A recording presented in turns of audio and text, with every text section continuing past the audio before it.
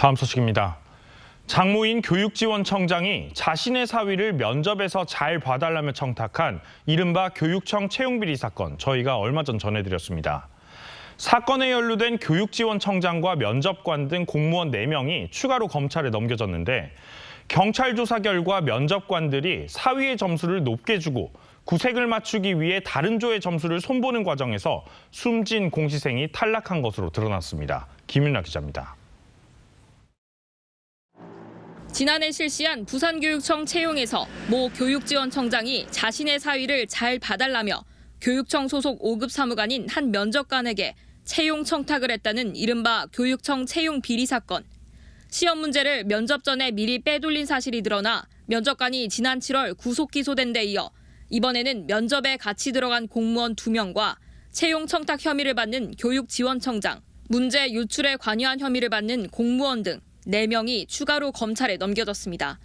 경찰 조사 결과 청탁을 받은 면접관은 다른 2 면접관에게 당장 현장에 투입해도 되겠다며 교육지원청장 사위에게 높은 점수를 줄 것을 유도한 것으로 알려졌습니다. 실제로 면접관 셋은 연필로 각자 1차 채점을 한 뒤 모든 면접이 끝나고 점수를 조작하면서 볼펜으로 재채점한 사실이 국과수 감정 결과에서 드러났습니다. 또 수사 결과 채용 비리 사건과 공시생 사망 사건 사이 연결고리도 파악됐습니다.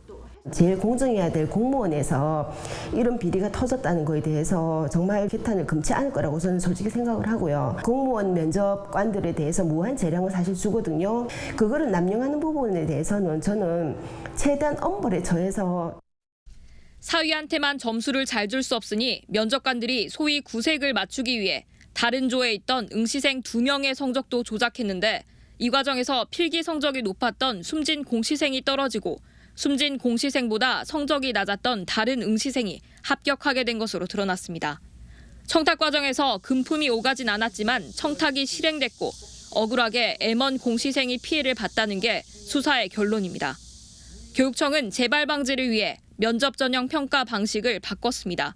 면접관을 모두 교육청 외부 인사로 꾸리고 인원도 3명에서 5명으로 늘렸고 상중하 가운데 상이나 하를 매길 경우 그 사유를 적도록 했습니다. 블라인드 면접을 실시 강화를 하고요. 그다음에 응시생하고 면접위원들 조 추첨을 면접 당일날 실시합니다. 그래서 응시생하고 면접위원과의 사전 접촉 개연성 완전히 제거했습니다. 이에 대해 해당 교육지원청장 등은 채용을 청탁하지 않았다며 혐의를 부인하고 있는 것으로 알려졌습니다.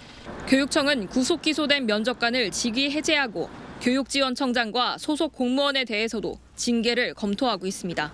MBC 뉴스 김민아입니다.